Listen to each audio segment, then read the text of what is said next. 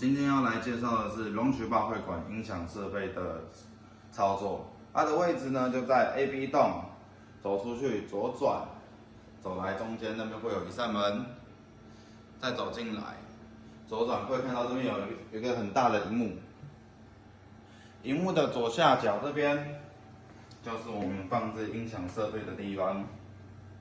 好，它今天的操作方式呢，就是这边有个音响总电源，给它打开，打开之后再打开播放它的 DVD， 按下去会亮绿灯。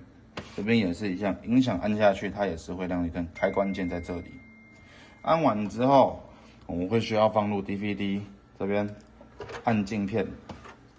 好 ，DVD 在这边 ，DVD 给它打开。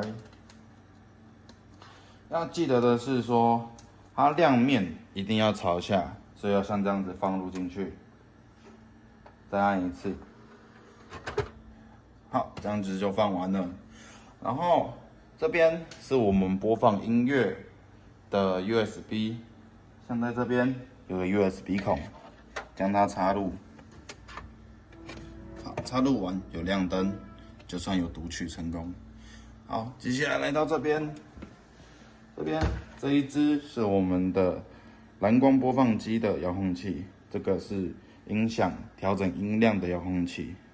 今天我们看到电视的画面这边，我今天要调整，如果我今天是要放音乐，我就是找到音乐这边 USB 装置，点进去就可以选到我要的歌单。好，这边就可以按播放。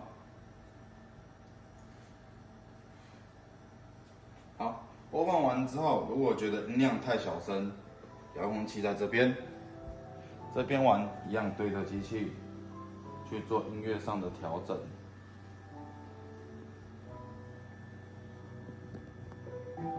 好，如果今天要调整声，就是按这边下小声。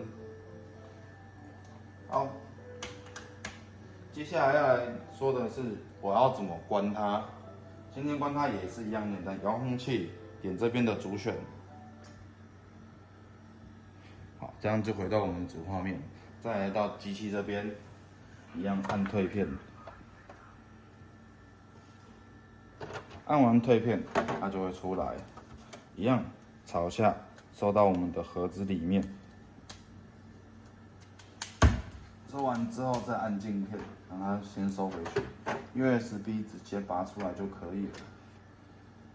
电源一样从这边按关机，这边也是一样按关机。按完之后再把它的音响总电源按关起来。好，这样子就算它的一个流程就完成了。好。